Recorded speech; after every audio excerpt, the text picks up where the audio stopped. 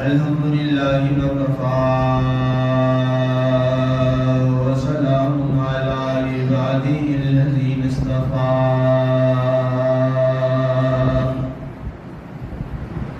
خصوصا على سيد ولد آدم محمد المصطفى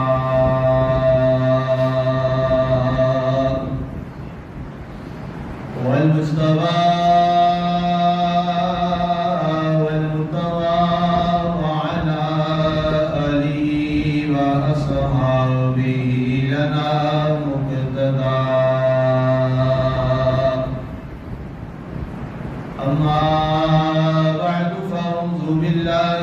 الشيطان الرجيم بسم الله الرحمن الرحيم واتبع سبيل من أناب إلي صدق الله العظيم وبلغنا رسوله النبي الكريم الكريم الرؤوف الرحيم ونحن على ذلك لمن الشاهدين والشاكرين والحمد لله رب العالمين. مدحت محمدا بمقالتي ولكن مدحت مقالتي بمحمد لا يمكن الثناء كما كان حبه بعد الهدى وزرت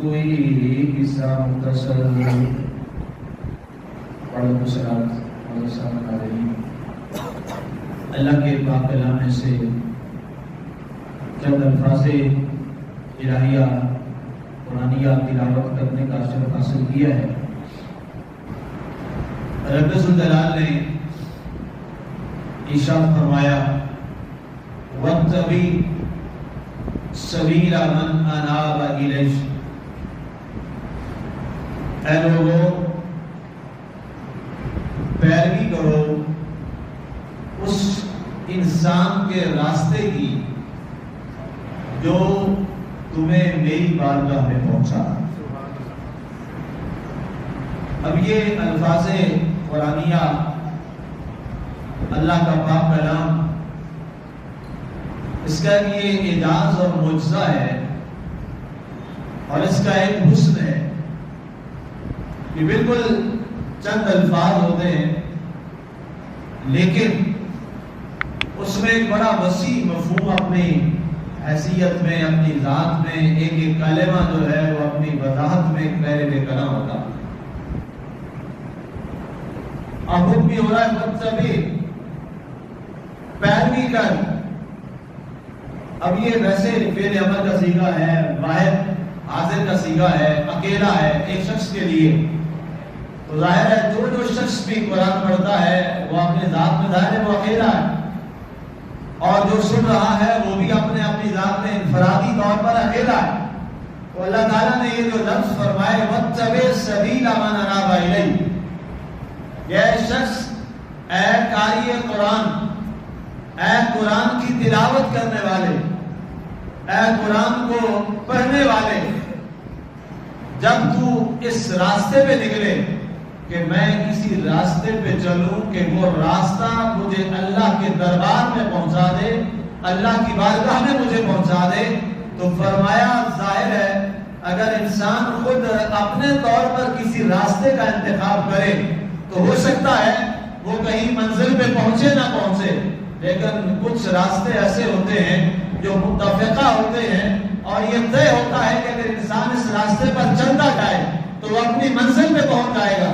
تو فرمایا دنیا میں نے کچھ لوگ ایسے بھیجے ہیں کہ تم آنکھیں بند کر کے ان کے راستے اور طریقے پر چل پڑو گے، اللہ تعالیٰ تمہیں میرے دربار میں میرے مالک کی عظیم بارگاہ کے اندر رسائی نصیب فرما دے.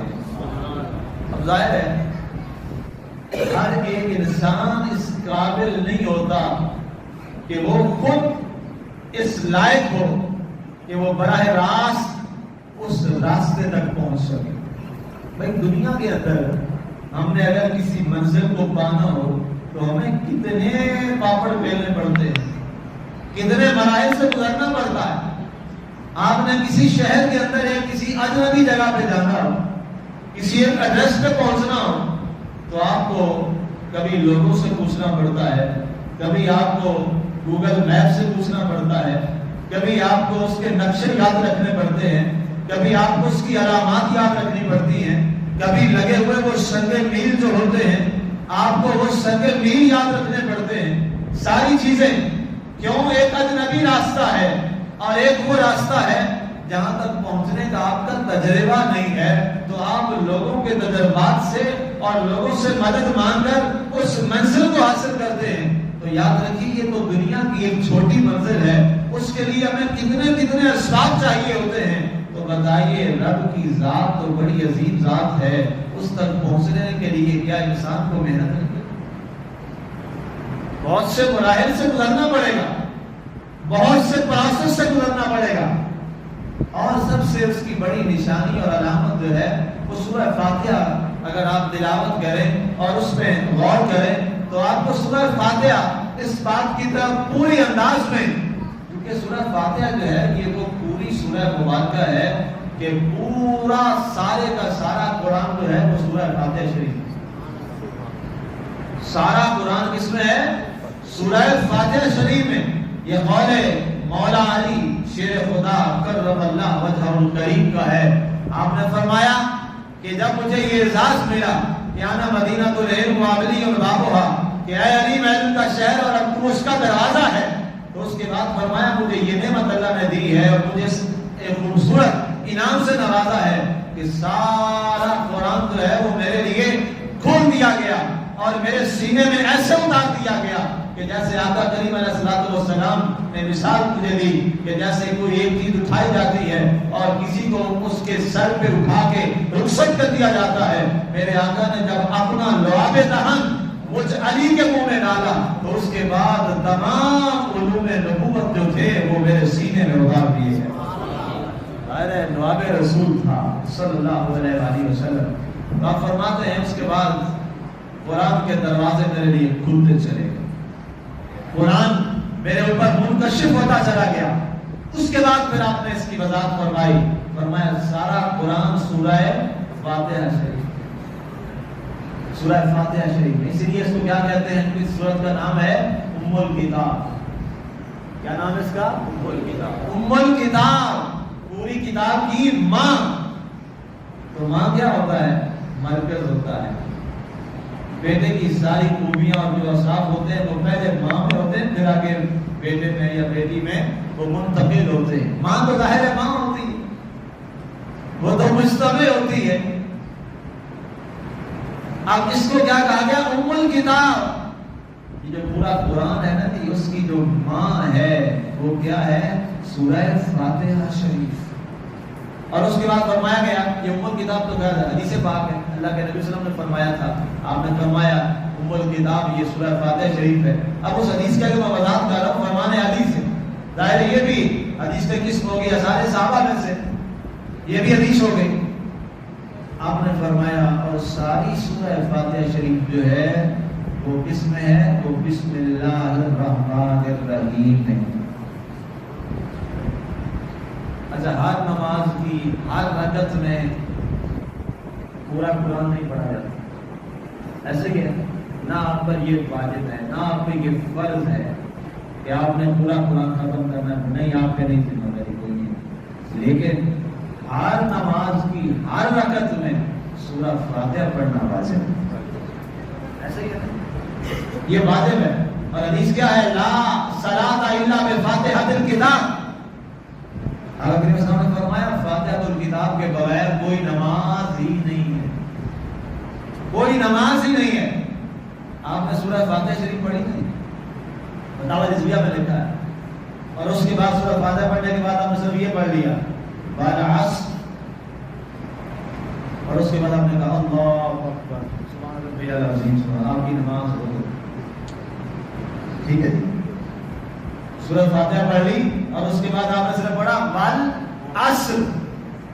قرآن کے اس لفظ پر آیت پر عمل ہو گیا فقرؤوا ما تیسر من القرآن. اللہ فرماتا ہے قرآن میں سے فاتحہ کے بعد تمہیں جو تھوڑا سا آسان لگے وہ پڑھ لو, اللہ کے ہاں وہی کافی ہو جائے. ایک نمازی تھا اسے کچھ نہیں آتا, فاتحہ یاد کی ہوئی ہے, اس کے علاوہ اسے کچھ نہیں آتا, صرف اس کو اتنا آتا ہے والعصر, اور اس نے نماز پڑھی اور ہر میں فاتحہ کے بعد صرف یہی پڑھ دیا والعصر, اس کی نماز ہو گئی. کسی کو کچھ نہیں آتا تو اس نے بس یہی پڑھ لیا قل هو اللہ احد اللہ اکبر سبحان ربی الاعظم. لیکن اگر کسی نے پورا قرآن بھی پڑھ دیا اور سورۃ فاتحہ نہیں پڑھی, نماز ہو جائے گی؟ نہیں ہوگی, نماز نہیں ہوگی. اب آپ سمجھ آئیے آپ کو کہ سارا قرآن کس میں ہے؟ سورہ فاتحہ شریف میں. فاتحہ کے علاوہ 30 پارے پڑھ لیے آپ نے نماز میں, نماز نہیں ہوئی. لیکن اگر سورہ فاتحہ شریف پڑھ کے ایک حرف بھی قرآن کا پڑھ لیا تو آپ کی نماز ہو گئی. اس سے اندازہ ہوا کہ سورہ فاتحہ کا مقام کیا ہے. ام الکتاب, فاتحۃ الکتاب. اب اس کے بعد آپ نے فرمایا ساری سورہ فاتحہ کس میں ہے؟ بسم اللہ الرحمن الرحیم. اس لیے اللہ کے نبی صلی اللہ علیہ وسلم نے فرمایا کل امر ذی بال لم یبدأ بسم اللہ فهو ابتر. ہر وہ کام جو بسم اللہ الرحمن الرحیم کے بغیر کیا جائے گا وہ تباہ و برباد ہو جائے گا. اس لیے جب بھی کوئی عمل شروع کرو تو کیا پہلے پڑھو؟ بسم اللہ الرحمن الرحیم. یہ مسلم کی پہچان. اس کے بعد آپ نے فرمایا ساری بسم اللہ, بائے بسم اللہ جو ہے اس میں موجود ہے. ساری بسم اللہ کس میں ہے؟ جو بسم اللہ سے پہلے با نہیں آتی, با زیر سین بس, وہ جو با ہے فرمایا ساری بسم اللہ الرحمن الرحیم اس با میں ہے, اور ساری با کے نقطے میں ہے. وَأَنَا ذَلِكَ النُّقْطَةُ, وہ نقطہ میں علی ہوں.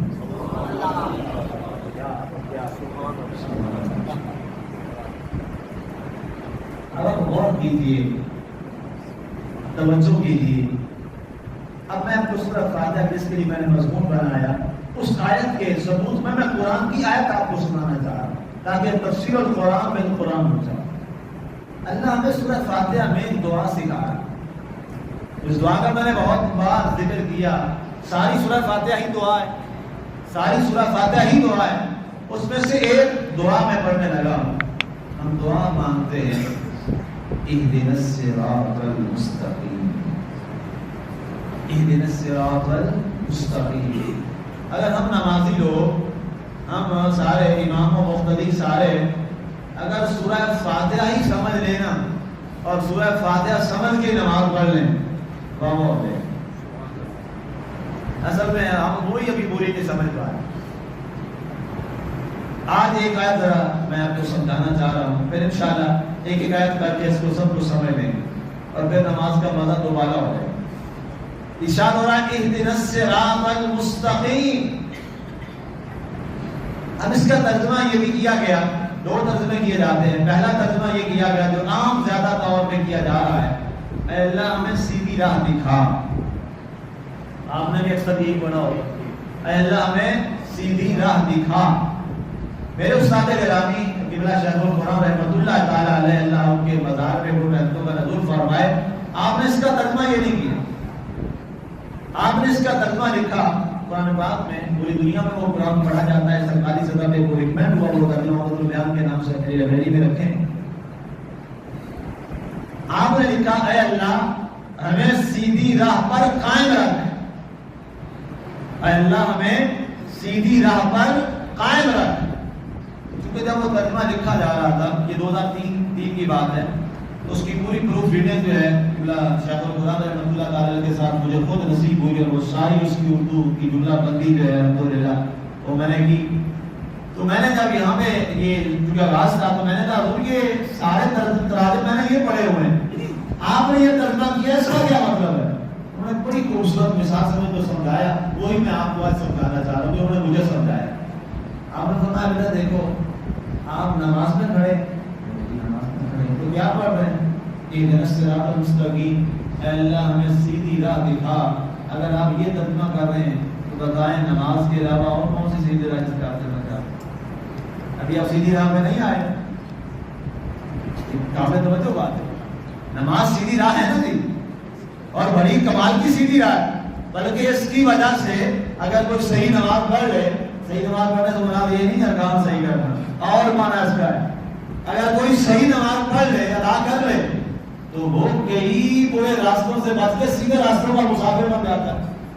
اگر صحیح نماز ادا ہو جائے بندے کی، اللہ کرے ہو جائے کبھی ادا ایسی نماز کہ بندہ صراط مستقیم کا مستقل مسافر بن جائے، تو پھر اس کا کیا معنی آپ کریں گے؟ یا میں سیدھی راہ دکھا.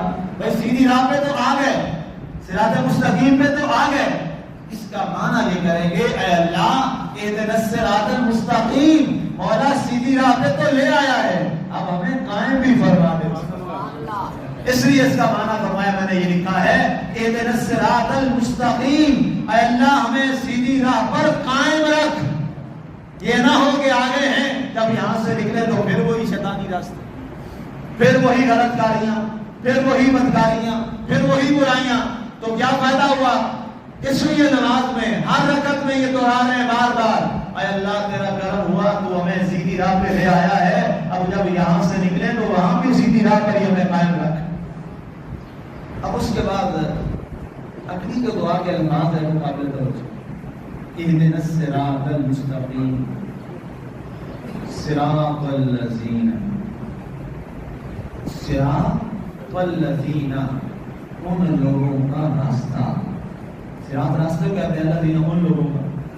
صراط الذین اے اللہ ان لوگوں کا راستہ انعمت علیہم جن پر تو نے انعام فرمایا ہے.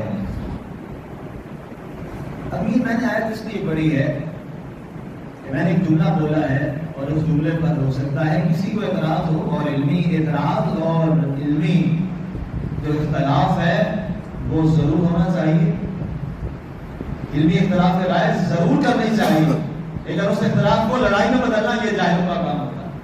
علماء ہمیشہ اختلاف رائے کرتے ہیں، جاہل ہمیشہ اس کو لڑائی کی شکل اختیار کرتے ہیں. اللہ کے نبی صلی اللہ علیہ وسلم نے اس اختلاف کو رحمت قرار دیا تھا. چار ہے نا جی فقہ دنیا میں، چاروں الگ الگ ہے نا ان کے طریقے. کسی ایک کو بھی آپ نعوذ باللہ غلط کہہ سکتے ہیں؟ نہیں کہہ سکتے. چاروں کی چاروں برحق ہے. فقہ حنفی بھی برحق ہے، فقہ شافعی بھی برحق ہے، فقہ مالکی بھی برحق ہے، فقہ حنبلی بھی برحق ہے. لیکن چاروں کے طریقے، ایون نماز کے طریقے الگ الگ ہے چاروں. لیکن آپ کسی کو غلط نہیں کہہ سکتے. کیوں؟ چاروں برحق ہیں. چاروں کا مصدر عمل کیا ہے؟ وہ قرآن ہے، اور مصدر ثانی حدیث رسول صلی اللہ علیہ وسلم. اس لیے فرمایا اختلاف امت کی رحمت ہوئی. میری امت کے علماء کا جو اختلاف رائے والا معاملہ ہے وہ رحمت ہے امت کے لیے. کہیں نہ کہیں آسانی نکل آتی. اور اس کی وضاحت میں آپ نے فرمایا تھا میرا ایک صحابی ہے وہ سختی کا حکم دیتا ہے وہ بھی حق پر ہے، ایک نرمی کا حکم دیتا ہے وہ بھی حق پر ہے، کیونکہ دونوں کی نیت اچھی ہے. فرمایا ابو بکر نرمی کی بات کرتا ہے وہ بھی حق پر ہے، عمر سختی کی بات کرتا ہے وہ بھی حق پر ہے. نیت کیونکہ نیت درست تھی. اب یہاں پر ذرا غور کیجیے گا میرے اس جملے پر بالکل آپ کو اختلاف رائے کا حق ہے. آپ نے کیسے کہا کہ اللہ کو براہ راست نہیں حاصل کیا جا سکتا، کسی نہ کسی کا ذریعہ اور وسیلہ ماننا پڑے گا، کسی راستے کی کسی اور کے راستے پہ چلنا پڑے گا. اس پر بہت سے علماء کی اختلاف پر کتابیں لکھی گئی. اس لیے میں نے خود ہی بات یہ کر دی کیونکہ ظاہر ہے سارے لسٹر ہیں میرے. تو اس کا جواب اب میں عرض کر رہا ہوں کہ یہ جملہ اور یہ وسیلے کا جو پیغام اور درس ہے یہ کسی ایک مسلک کا پیغام نہیں ہے، یہ کسی ایک گروہ کا پیغام نہیں ہے، یہ اللہ کا پیغام ہے. اب کھڑے نماز میں ہیں، ادا اللہ کی نماز ہو رہی ہے اور دعا ہمیں خود اللہ سکھا رہا ہے. کیا فرما رہا ہے؟ صراط الذین انعمت علیہم، اے اللہ مجھے ان لوگوں کا راستہ دکھا اور اس پر قائم رکھ جن پر تیرا انعام ہوا ہے. اب جن پر انعام ہوا ہے یہ پکی بات ہے وہ اللہ تو نہیں. ایسے ہی ہے نا جی، جن پر انعام ہوا ہے وہ اللہ تو نہیں ہے نا جی، وہ غیر اللہ ہی ہے نا. یہ تو طے ہو گیا نا، کیونکہ انعام دینے والا کون ہے؟ اللہ ہے. جس پر انعام ہوتا ہے وہ اللہ نہیں ہوتا، وہ ضرور اس کی مخلوق ہوتی ہے، وہ غیر اللہ ہوتے ہیں. اب یہ تو بات ہے کہ کبھی غیر اللہ کا تصور، اور اس سے اوپر کی بات لکھی گئی تہذیب الناس کے اندر. اچھا ہوا وہ پاکستان میں کتاب بین ہے، اس پہ بین لگا دیا گیا تہذیب الناس، لیکن میرے پاس ہے، ظاہر ہے باہر سے تو مل جاتی ہے، آؤٹ آف کنٹری مل جاتی ہے وہ کتاب، وہ منگوائی. تو اس میں مجھے وہ پڑھ کے بڑی حیرانی ہوئی کہ وہاں اس میں لکھا گیا کہ اگر نعوذ باللہ نماز میں نبی کا بھی خیال آ جائے کیونکہ وہ غیر اللہ ہے تو نماز ٹوٹ جاتی ہے. میں بڑا حیران ہوا وہ جملہ پڑھ کے کہ اتنے بڑے یہ صاحب علم تھے، یہ کیسے لکھ گئے اس کتاب کے اندر، یہ بات کیسے لکھ گئے. حالانکہ اللہ تعالیٰ تو سورہ فاتحہ میں نبیوں کے علاوہ باقی عام لوگوں کا ذکر کر رہا ہے. جب آپ اب کسی کو ترجمہ نہیں آتا تو وہ الگ بات ہے، اب جس کو ترجمہ آتا ہے، جو قرآن کا ترجمہ سمجھتا ہے، جب بھی وہ پڑھے گا صراط الذین انعمت علیہم، صراط الذین انعمت علیہم، تو کس کا تصور آئے گا؟ غیر اللہ کا. کس کا تصور آئے گا؟ غیر اللہ کا. تو پھر نماز تو شروع میں ٹوٹ گئی، باقی نمازیں ہم نے کیا پڑھی؟ وہ تو پہلی رکعت کے پہلے حصے میں ختم ہو گئی تھی. اب یہ غلطی ہوئی اور بہت بڑی غلطی ہوئی اور بہت بڑا بلندر ہو گیا. بلکہ آگے ذرا سنیے، اب یہ انعمت علیہ، اللہ جن پر تیرا انعام ہوا ہے. اور جو میں نے خطبے میں آیت پڑھی، اب ذرا اس کو دوبارہ ریوائز کرتا ہوں تاکہ آپ اس آیت کو اور اس آیت کو جوڑ لیں، سمجھ لیں. وَاتَّبِعْ سَبِيلَ مَنْ أَنَابَ إِلَيَّ. اب یہ والی آیت بھی ذہن میں رہے اور اب اس آیت کی طرف آئی. اب آپ کو یہ آیت بہت آسانی سے سمجھ آ جائے گی. اور پیروی کرو اس شخص کے راستے کی جو راستہ مجھ تک کو لے آتا ہے. اور اب یہ بھی کون ہے؟ اللہ تو نہیں ہے. کون ہے؟ غیر اللہ ہے. ایسے ہی ہے نا جی، یہ بھی غیر اللہ ہے کہ اس شخص کی پیروی کرو، اتباع کرو. اور یاد رکھنا پورے قرآن میں کبھی غور سے پڑھنا، اللہ نے اپنی اطاعت کا حکم دیا ہے، اپنی اتباع کا حکم نہیں دیا. اللہ کی اتباع ہو ہی نہیں سکتی، اللہ کی اتباع ہو ہی نہیں سکتی. اللہ کی صرف اطاعت ہوتی ہے، اور رسول کی اطاعت بھی کرنی ہے، رسول کی اتباع بھی کرنی ہے. اتباع کسے کہتے ہیں؟ جو عربی سمجھنے والے لوگ ہیں وہ جانتے ہیں کہ اتباع کی جاتی ہے تابع یتبع اتباعا فهو متبع، کہ جب آپ کسی شخص کو فزیکلی اپنے سامنے دیکھیں، جو وہ عمل کر رہا ہے آپ اس کے مطابق جو دیکھ کر عمل کرتے ہیں اسے کہا جاتا ہے اتباع. اور جو سنا کے کسی کے آرڈر پہ عمل کرتے ہیں وہ ہوتی ہے اطاعت. اللہ کو آپ اور میں ہم میں سے کسی نے دیکھا ہے؟ نہیں دیکھا. اللہ کو کسی نے نماز پڑھتے دیکھا ہے؟ اللہ کیوں نماز پڑھے؟ نماز تو اللہ کی ہے. نماز تو وہ پڑھے جو اس کے بندے ہیں. اللہ کی تو نماز پڑھی جاتی ہے. تو ظاہر ہے جب ہم نے نماز پڑھنی تھی تو کیسے پڑھتے؟ ہمیں کوئی ماڈل چاہیے تھا نا، ہمیں کوئی نمونہ چاہیے تھا کہ جو ہمیں بتاتا کہ بھائی اس طرح نماز پڑھنی ہے. تو اللہ کے رسول نے ایسا ہی کیا.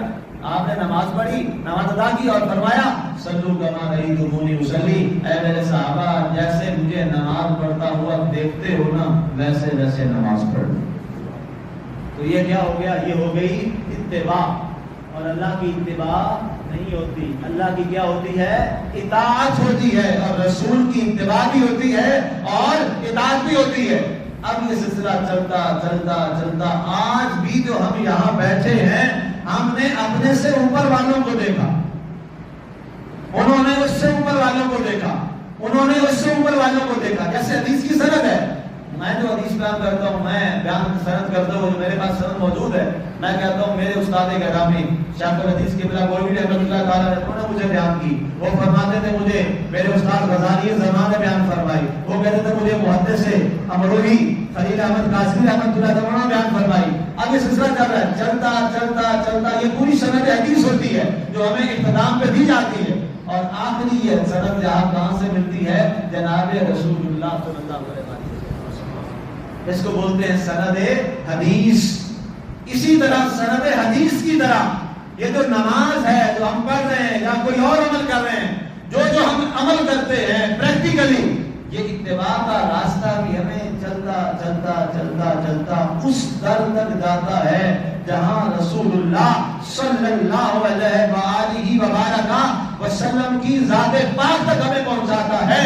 تو اس لیے آپ اور میں آج جو یہاں بیٹھے ہیں، ہم یہ کہہ سکتے ہیں ہم نے بلا واسطہ نہیں، بال واسطہ جیسے رسول اللہ کو نماز پڑھتے ہوئے دیکھا ہے، ہم آج ویسے ہی نماز پڑھ رہے ہیں. سمجھ آئی نہیں؟ یہ ہے اتباع. اور اطاعت کیا ہے؟ اللہ نے فرمایا یہ کام کرو، یہ کام کرو، یہ کام کرو. دیکھا ہے نہیں دیکھا کچھ نہیں ہے، ہم اس پہ عمل کرتے جا رہے ہیں. کیوں؟ یہ کیا ہے؟ یہ میرے اللہ کا حکم اور فرمان ہے. اب واپس آئیے پھر صراط الذین انعمت علیہم. اے اللہ ان لوگوں کا راستہ دکھا جن پر تیرا انعام ہو. یہ تک میں دو آیتوں میں تو یاد کر رہے نا، 3 آیتوں کو آسان ہے، کوئی مشکل نہیں ہے. یہ تیرا صراط المستقیم، اے اللہ ہمیں سیدھی راہ پر قائم رکھ. صراط الذین، صراط کی وضاحت ہو رہی ہے نا. یا اللہ سیدھی راہ پہ قائم کون سا راستہ بھائی؟ اب یہاں ہر بندہ ہی کہتا ہے میرے راستے پہ چل، جس کو بھی ملو وہ کہتا ہے وہ ٹھیک نہیں میرے راستے پہ چل. تو یا اللہ تو ہی وضاحت فرما دے ہم کس راستے پہ چلیں گے، وہ راستہ ہمیں تیری ذات تک پہنچا دے. فرمایا صراط الذین انعمت علیہم، وہ دعا مانگ نماز میں جن پر میرا انعام ہوا ہے. اے اللہ اور مشکل میں پھنس گئے، اب یہ تیرے انعام یافتہ بندے کہاں سے ڈھونڈیں؟ جس کو دیکھو وہ کہتا ہے میرے اوپر ہی انعام ہوا ہے، اب ہم کدھر جائیں جی؟ فرمایا نہیں، اس کی وضاحت بھی قرآن سے، میرے کلام سے لے. سبحان اللہ. اب ایک آیت کی تفسیر دوسری آیت سے، تیسری سے، اب چوتھی سے اس کی میں تفسیر بیان اس آیت سے ہی کرنے لگا. ابھی آیات کی وضاحت کس سے چل رہی ہے؟ آیات سے. چوتھی وضاحت قرآن کی آیت سے. کیا فرمایا؟ اولئک الذین انعم اللہ علیہم، وہ لوگ جو میرے انعام یافتہ ہیں وہ کون ہیں؟ وہ ذرا سنیں.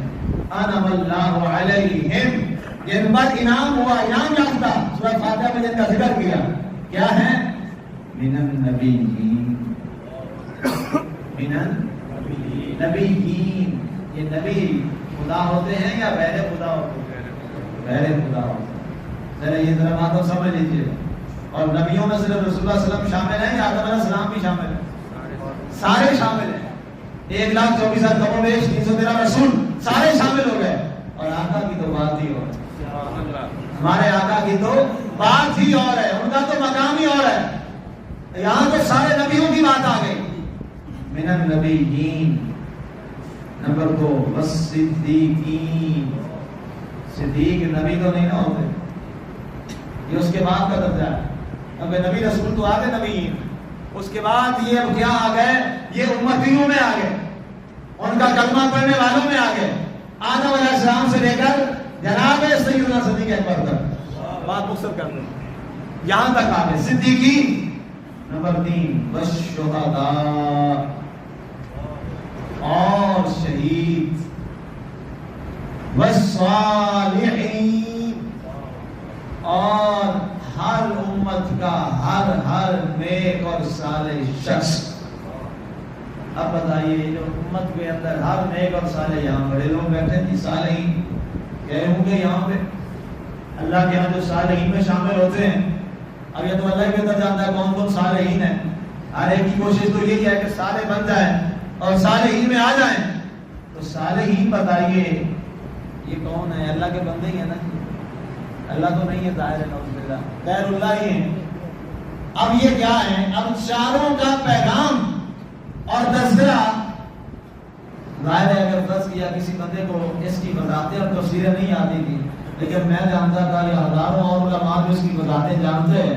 ہم تو جب بھی پڑھتے ہیں اہدنا الصراط المستقیم صراط الذین انعمت علیہم، میرے تو ہر رکعت میں ہر دفعہ تلاوت پر ذہن میں فوراً آ جاتے ہیں چار لوگ. اگلی نماز نہیں ہوگی، ظاہر جب میری نہیں ہوگی تو آپ کی تو پھر ہو ہی جائے گی. ہاں جی بھائی جب بیس امام کی نہیں ہوئی تو آپ کی کام میں ہوگی. انعمت علیہم. اب یہ غور طلب بات ہے. آپ سمجھنے کے بہت قریب آ رہے ہیں.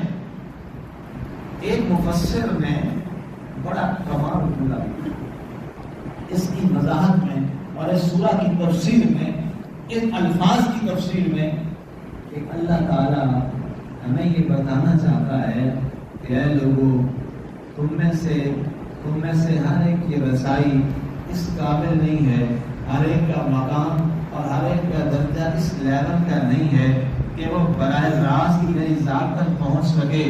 یہاں تو اس کے لیے محبوب ہونا شرط ہے.